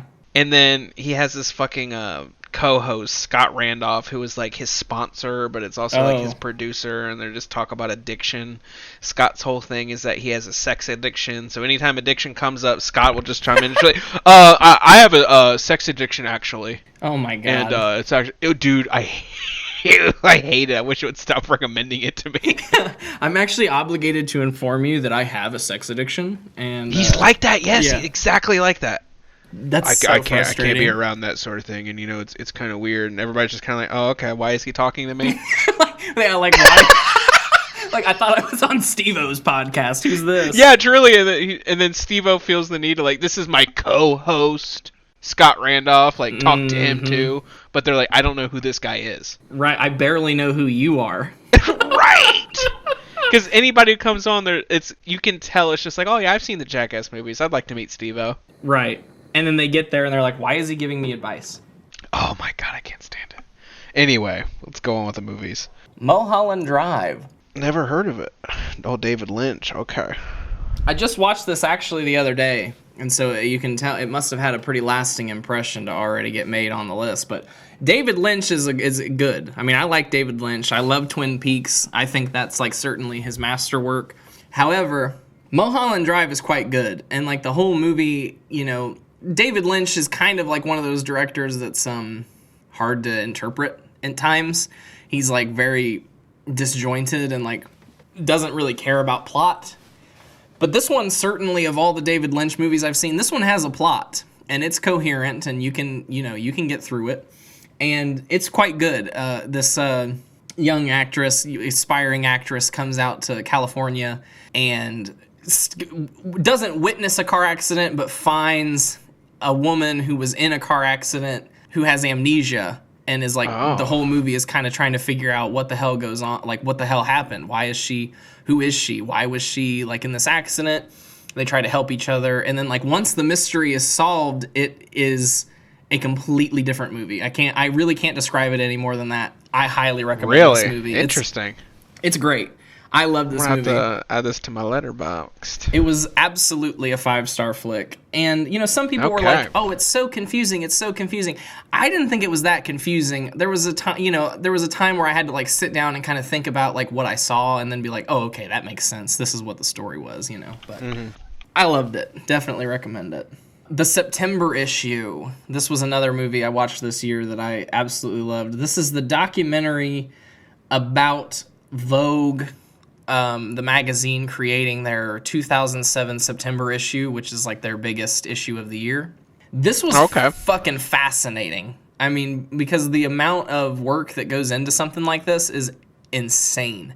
And I didn't realize how much work Vogue was actually doing in their magazine, because like when I look at a magazine, I just see ads. You're right. I don't realize like how much like photos, like people in Vogue, like they were like doing whole creative direction shoots. I didn't even think about that. I just thought they were sourcing stuff. So I mean, it was really interesting to see, and there was like a lot of dynamics between the people that you follow and like the executives. It was really fascinating. I really love this. I love a good documentary, and like this is honestly, I would say one of the best I think I've ever seen. It was fascinating. Oh, okay, interesting. Okay. The River Wild. This is an odd choice, but I mentioned it in my journal, and I really did enjoy it. This is a Meryl Streep flick. She's in so many. It's probably from the 80s, and this is a river survival movie where a family goes. Meryl Streep and her family are going out on a whitewater rapids kind of river thing.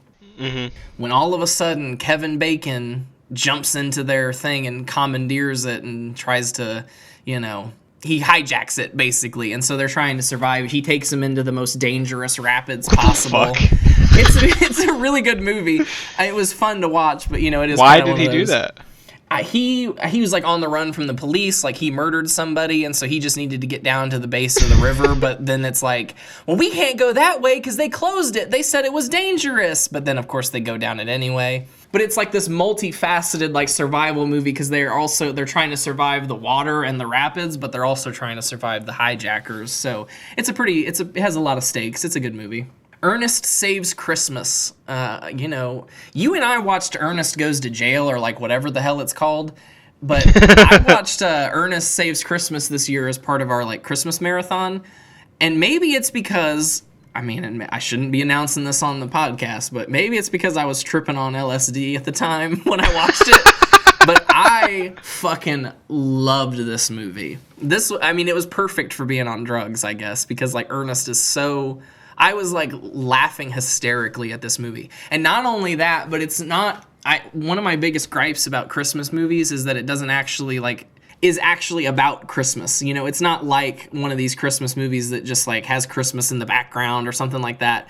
Christmas is a vital part of this story because Santa Claus is trying to he has to pass on the bag, so to speak, the suit to a new Santa. And he's recruited he's like scouted out this sort of Mr. Rogers type of guy that has a public access show. And he's like, okay, I'm going to come to the earth and I'm going to ask this guy to be Santa. But before he can ask him, he leaves his bag in Ernest's taxi cab. And then like the police arrest him because he seems like he's a crazy old man because he thinks he's Santa Claus. And all of a sudden, like, Ernest has to save Christmas. It's a good movie. Now, these are ones that are actually from this year that I mentioned in my journal. Clerks 3, of course, you and I watched this together. I have very mixed feelings about this movie. Because, like, on one hand, I'm like, well, it's not very good. It didn't need to be made. But then on the other hand, like... It's okay for I actually kind of really liked it. You know what I mean? Yeah, it's good for what it is. In some ways, I really liked it. And I thought, like... I really liked the meta aspect of, like, seeing them filming Clerks. Like, I thought that was kind of funny. And I really liked... It was sentimental, and I liked sort of, like, seeing the progress of time, like, seeing, all of a sudden when he shows Dante the finished cut of the movie, it's just actually clips of them from Clerks. And it's all the people we just seen come back like 30 years later, and they all look awful. They're all old as shit, but here they are as kids. To me, it just made me think of all the stuff that we've made, and it really warmed my heart. And so, of course, rest in MOATAIF honors Dante. Spoiler alert.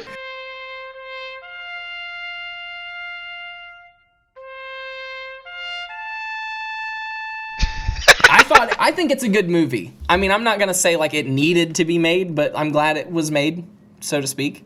I mean, I like it. Everything Everywhere All at Once. Did you ever see this? I did. I saw it in theaters. I did too. I loved this movie. What did you think? I liked it a lot. I thought there was a lot of like deep spiritual messages in it. This is a big point of contention though between me and Abigail, because Abigail hated it. Really? I don't know about hated it. She thought it was all right, but she had some words to say about it afterwards, and I was just like pissed off about it, I guess. Yeah.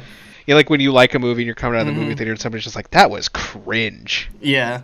I can see. Did she actually think it was cringe in some points? She thought some elements of it were, yeah. I could see that because I mean, like to a certain done really point, well though. I mean, the messages they're getting across. I could see how somebody could watch it and be like, yeah, that's kind of cringe, because like there are points of it that are cringe, and like there are things that are kind of like drawn out to the most absurd degree just to be absurd, like the hot dog fingers, you know what I mean? Like or like the scene where the guy's like with his fucking fanny pack and he's like using his fanny pack as nunchucks. Like there are things that are a little ridiculous, but overall, I think the movie was inspired. Yes. Like this wasn't a movie. I was bringing this up as an example last week. This is a movie that wasn't made just to make a movie. This was a movie that was inspired. Whoever wrote this like really put their heart into it. Yes. Whoever did this, like the team around it, just. And by far, this was, I think, of all the multiverse movies we've gotten over the last few years, and like all the different kinds of like multiverse things that they're doing, this was the best, I think. This should end them all. I'm tired of the multiverse shit. End it. Doctor Strange, Multiverse of Madness. Spider-Man Into the Spider-Verse. I really liked this movie, and to be honest with you, it started out as just like before all the reviews came out, like when they just started announcing the cast, and I saw Jamie Lee Curtis was in it. I'm like, okay, it's a must-watch. just to begin with, I'm like, Jamie Lee Curtis is in it, okay. And then as more press came out and more reviews came out, I'm like, oh, okay, this is actually a really good movie. And so then I was really excited to go see it, and it fulfilled my expectations. I was lucky to see. And another Jamie Lee Curtis flick, Halloween Ends. I didn't get to mention it around Halloween. I said, like, when we record our Halloween episode, I think I was watching that this night. A lot of people hated this movie, especially Halloween fans, because, like, it was kind of marketed even here on this poster as Michael versus Laurie. And that's literally not what happens at all in the movie, except for like maybe the last 5 or 10 minutes. And by that point, it's really pitiful and like doesn't have any sort of like stakes. So I get why people were really upset, but I loved this movie. I think this whole like new trilogy of Halloween movies was directed by I can't remember what his name is, but and also co-written by Danny McBride, who you'll see in the TV section dominate. I think he's great. But Halloween Ends needs some more respect. It's not a bad movie, and by the end of the movie, when they actually like finally, spoiler alert, grind up Michael Myers' dead body in like a fucking one of these like meat grinders, a fucking shredder. I was almost brought to tears. I mean, and I'm like, what? So yeah, I think people are just taking the Halloween movies too seriously, and I think if you really watched it, you'd like it. And the only thing I actually have to mention is this year I watched I had already seen Godzilla like 2015 or 2014 or whatever, but this year I watched the rest of that franchise, and I gotta tell you, I love this shit. I'm a sucker for this shit.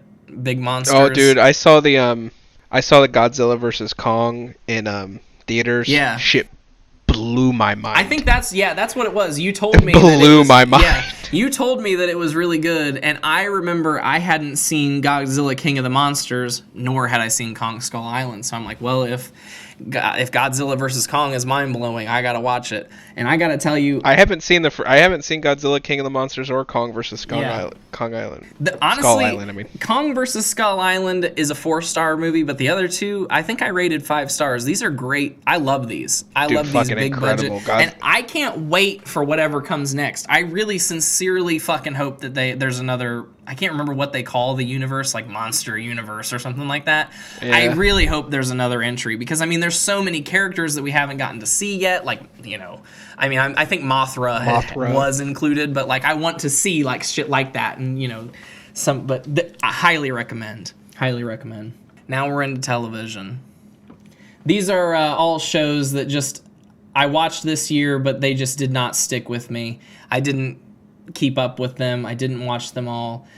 We got The Girl from Plainville, which actually shot in Savannah, and Taylor is in some of those scenes. Okay. But we didn't even watch the rest of the show as it came out to see if she actually made the cut, because it was that bad. Best in Dough is just a competition pizza cooking show, and I only watched the first episode on a lark. I'm like, well, this will probably be good. But the first episode was all Italian grandmas, and so it was like really funny to like see that, like it was really funny to hear them as competitors being like, oh, hey, watch it over here. I don't care what they say. I'm just making pepperoni. I don't care what they say. You know what I mean? So it was fun. But after that, it just becomes a regular pizza making competition show, and I don't give a fuck about that. So I didn't watch even one other episode. Taylor and I we watched one season of America's Next Top Model. I don't remember what it was, but we didn't watch anything other than that. I tried to watch Real Housewives of New Jersey, but it's just not my thing. I didn't like it. Didn't like the women. Also didn't really like Little Women Atlanta, but tried that this year. It's just too trashy of reality shows. Rose, you gotta shut the fuck up. It has to really be a trashy reality show for you not to like it. Oh, yeah. Well, especially Little Women Atlanta, it just like it was so like painfully not real. So I'm just like, I can't watch this. Mm-hmm. And then, Breaking Bad, I love it. It's one of my favorite shows, but I tried to rewatch it after I got like caught up with Better Call Saul, but then I'm just like, I don't want to do this right now. I've seen it too many times, Gilmore Girls, Taylor didn't really like it. We watched like 5 or 6 episodes, and then it just kind of, she never asked to watch another one, so we didn't. Now, Reboot, you might be interested to know, stars Johnny Knoxville. Random. So that's why I like thought about watching it. It's not bad. It's the story is, here's the thing. It's by the people who did Modern Family, so already it's kind of a negative. But the plot was basically that a show from like the 90s or whatever was going to be rebooted, and it was like the behind the scenes of that. But ultimately, it wasn't a very good show, and it strayed from its premise so quickly that I just didn't care about it anymore. And then there's only a few other shows here. We got Too Large, which is just a My 600 Pound ripoff, but bad. And then we've got the Selling triplets, Selling the Big Easy, Selling Tampa, and Selling Sunset. Just most of the I did watch a lot of Selling Sunset. Taylor and I liked that one, but ultimately it's not very good. And Selling Tampa, couldn't get through it. Selling the Big Easy, terrible.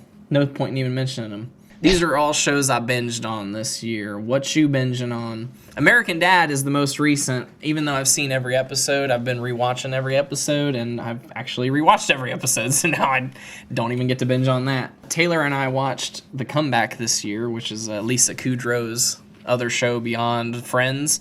I love this show. Can't recommend it highly enough. Nathan For You and Dance Moms, BoJack Horseman. It's one of the only shows I never like finished. Animated shows, so I'm like, everybody says it's good, I don't have anything else to watch. I didn't get past like season 3, but I did binge it for a while. I can't watch a lot of BoJack Horseman. It bums me out.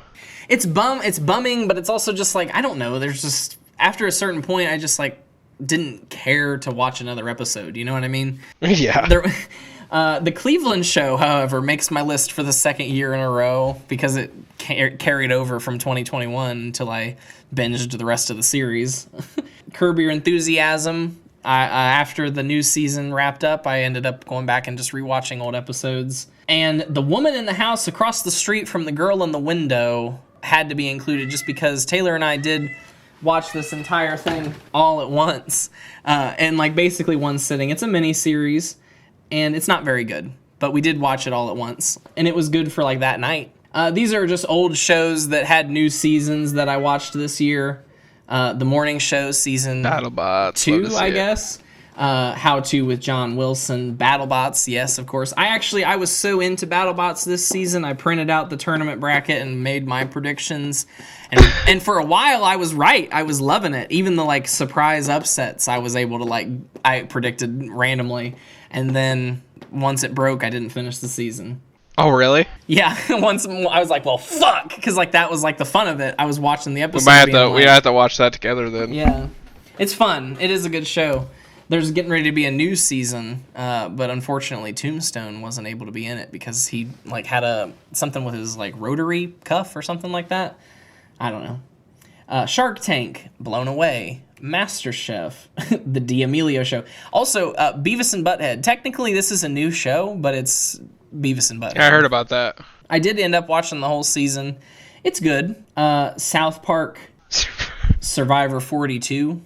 I did end up watching Survivor 42. Big Brother was the 24th season. It was actually the first season in the longest time that the person I was actually rooting for the whole season won. So that was after 24 seasons. It's the first time that's happened to me. Lego Masters season 3 was good. Lego Masters is one of those shows that every time the show ends, it makes me cry. And I'm like, I didn't realize I liked it that much. I'm like, I just thought I was kind of passing the time. But once it like gets to the end and they're like crowning the winner and they're like, this was the best 13 weeks of my life. I'm like, me too. And Celebrity Big Brother happened this year, early in the year. Who won? Here's the thing. Celebrity Big Brother has terrible celebrities. So I'm sure, yeah. Was Misha Tate. She's a boxer. Oh, and the runner-up was Todrick Hall, a YouTuber. Interesting. It wasn't a very good season, and people were pretty disappointed in it overall. But Celebrity Big Brother kind of only airs every couple years, so it'll be interesting to see if we get Celebrity Big Brother 4 or not. I kind of think we might not. And at this point, with the kind of celebrities that they have, it might be best to just kind of let it go. Shows that I discovered this year This is the Golden Palace. This is the sequel to the Golden Girls. Interesting. After Betty White died, they put it on Hulu, and I was like, oh shit, I had heard about it, but I obviously had never gotten to see it. This is the Golden Girls minus B. Arthur. She didn't want to be a part of this. They have bought a hotel on the Miami Strip or whatever, and are running it with Don Cheadle and Cheech Marin. Fucking Cheech is the chef at the place. It's not a very good show. I'm not saying that. I didn't watch many episodes, but it was a new show I watched this year. Keeper of the Ashes, the Oklahoma Girl Scout murders. This is presented by Kristen Chenoweth, which is what drew me into it. Just because I'm like, why the fuck is she presenting a murder show? Well, it's because she's from Oklahoma. And it was it's an interesting story. Some girls were horrendously murdered at Girl Scout camp in Oklahoma. Good Girls. You've watched this, right? You've seen this? No. Oh, for some reason I thought you had said that you'd watched this before. This was one of those shows that Never I heard of liked it. as it started, but then it kind of like got bad as it went on. But like the idea was like at first these good girls, all these like fine, upstanding women needed some money for various reasons, and they agreed to knock off a grocery store. But then they bite off more than they can chew when the grocery store is actually a money laundering front. Okay. It was good, but I didn't finish it. And also, that guy, what's his name? Matthew Lillard, the guy that played Shaggy. Yeah. He's in it. Yeah. 1,000 Pound Best Friends. This is you'll see later. 1,000 Pound Sisters is on my list. This is a knockoff of 1,000 Pound Sisters about 4 so-called best friends, but they all like kind of got cast for the show. They're not actually best friends. And this show is not good, and I did not finish it. Selling the Hamptons is the only selling show to actually make the list to be watched. I enjoyed watching this show. I liked these people. Basically, it's literally just a reality show where they sell houses in the Hamptons, but it's more focused on the realtors than the properties, which I think is interesting. So it's one of the only ones I like that. Black Mirror. I did watch a lot of Black Mirror this year. Nothing really to say about that. And this one I thought you might find interesting. This is Victoria's Secret Angels and Demons. Victoria's Secret produced this? No, this is definitely not produced by Victoria's Secret. They would definitely don't want this to be out. This is a sort of a takedown of Les Wexner. Oh, okay. Yeah, and sort of all the dirty shit he's done and the negative effect that Victoria's Secret has had on women's psyche, that sort of thing. Yeah, they were really trying to reverse that. Yeah. While I was there. I bet. Biggest disappointments this year, Hacks Season 2 was not good. It really was way off the mark for me. And one of the things that I really liked was that they billed that Laurie Metcalf was going to have a guest starring role. She did, guest in like one episode. I thought it was going to be more than that. Ultimately, I hated this season, to be honest with you. Like, yeah, it was okay, but like the first season was quite good. Season 2, terrible. Succession. Everybody and their brother thinks this is the greatest show on TV right now. It's always predicted to win more Emmys than Better Call Saul. Never heard of it. Which I think is crazy. So I sat down and watched it. The whole premise is that the patriarch of a family and also the CEO of a multinational broadcast company is starting to get dementia, essentially, and is trying to look for who is going to be his successor in the family. People think it's great. People think it's brilliant. People think it's gripping. I watched like 5 episodes and I'm like, I just don't get it. It just did not grip me at all. Didn't care about it at all. And this is the 2 Survivor seasons that aired this year. Survivor Blood vs. Water, which was in Australia. Now this featured, for the first time ever, 2-time Survivor America winner Sandra Diaz Twine. She went down under for the first time and appeared on their program and did it with her daughter, Nina. Now, I actually was watching this for weeks, and Australian Survivor actually has like 3 episodes a week, and I was keeping up with it using a VPN and watching this shit. And you really actually did that? Yeah.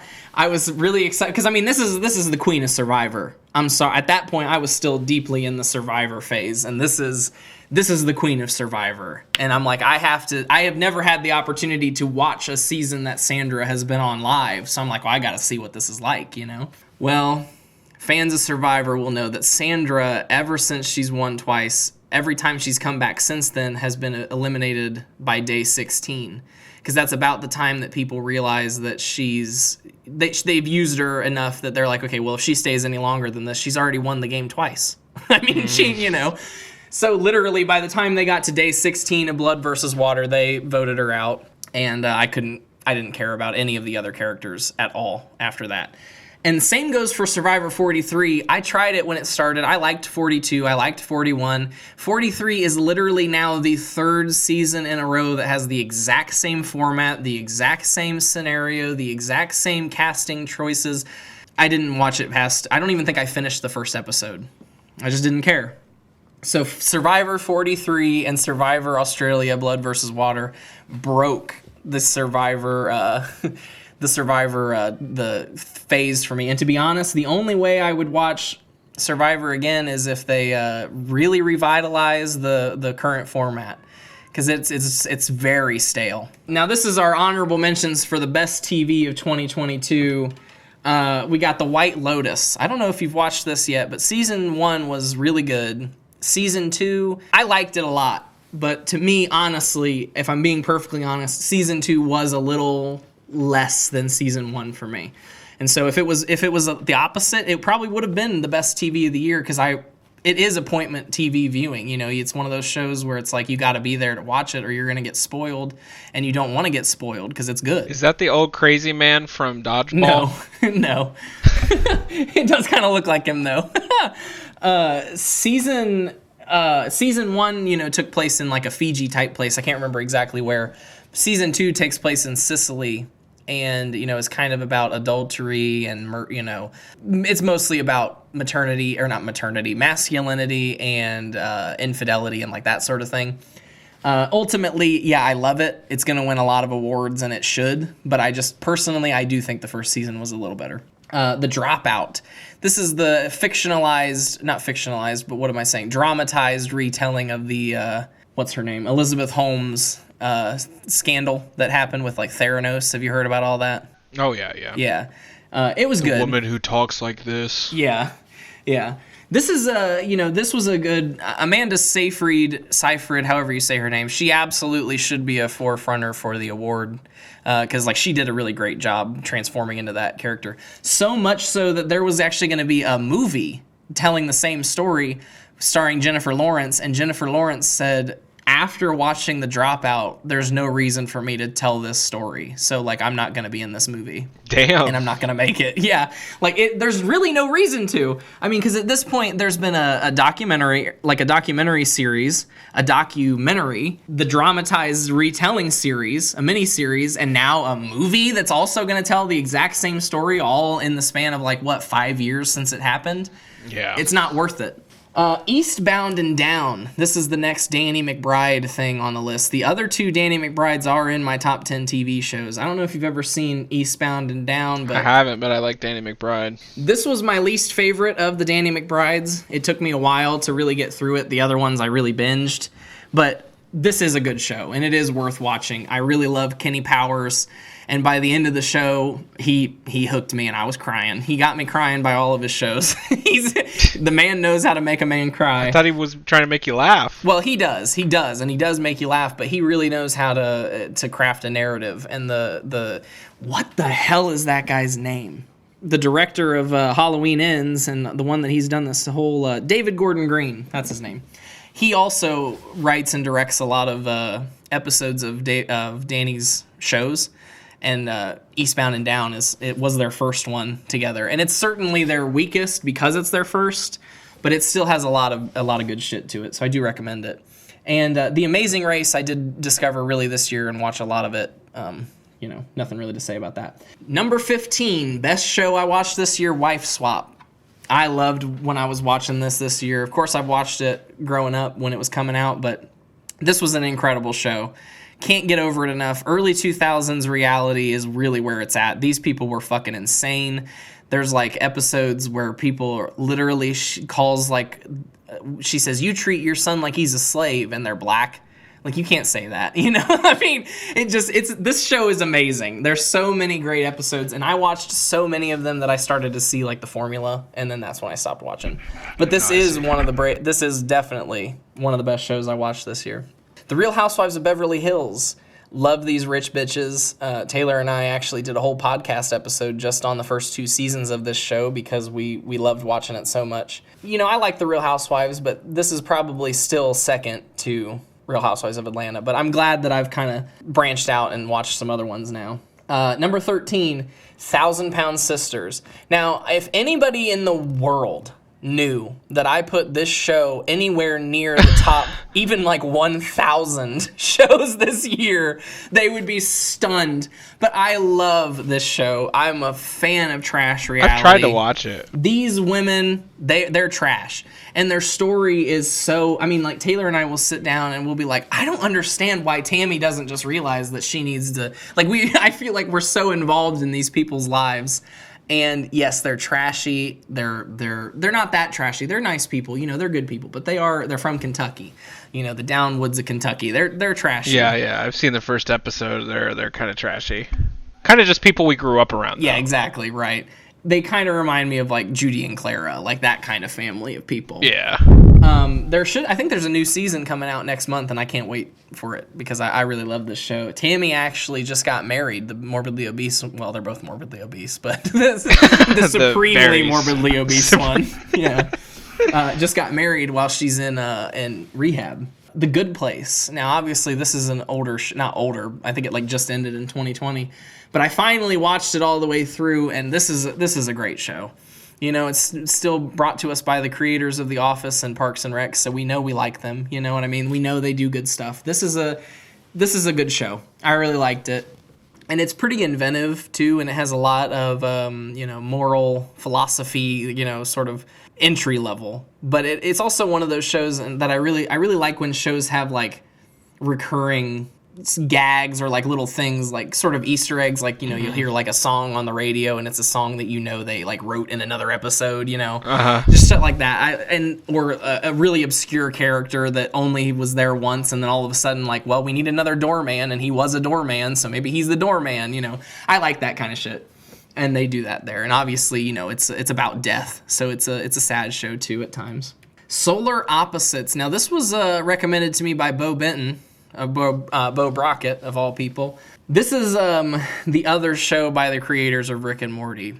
However, I think I actually like this one more than Rick and Morty, which really? I think would be a pretty shock to a lot of people. But this is sort of two separate storylines going on in Solar Opposites. So you have a family of aliens who have crash landed on Earth and are now forced to stay here. That's like, and the antics that they get into is like the A story. But then the two children, the two like younger aliens have started shrinking down like people in the town that like pissed them off. Like, oh, I asked for 3 ice cubes and you only gave me 2. So then they shrink down the waitress using a shrink ray, and they put her in this wall society where there's now like this whole society of miniature people living behind this wall. And there's a whole separate storyline of like the political uprising that's happening like inside the wall, and like the class struggle that's happening inside this like wall of miniature people.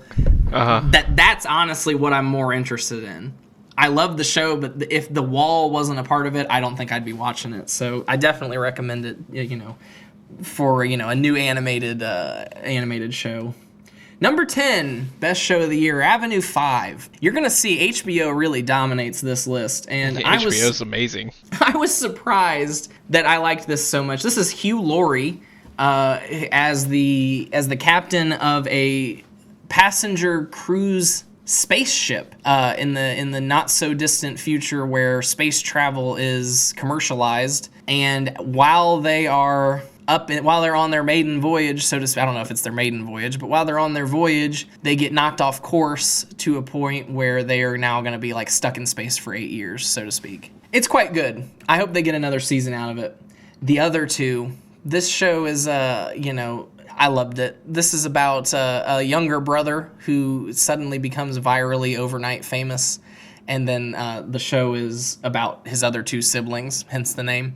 And like their struggle with how their little brother is now overnight famous. Gotta love sister wives. Christine has left the family, folks. He is now down to 3 wives, and according to the news, he might be down to only 1 wife. Are you serious? But yeah.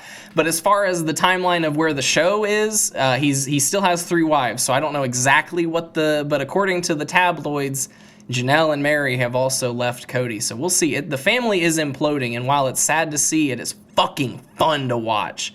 I love watching this shit fall apart, but it is heartbreaking because they are a real family, but they chose to do this on TV, and now 17 seasons in, this is like the most drama we've ever had, so I'm living for it. Oh my god. Number 7, The Rehearsal. Nathan Fielder's long-awaited follow-up to Nathan For You. I loved this show.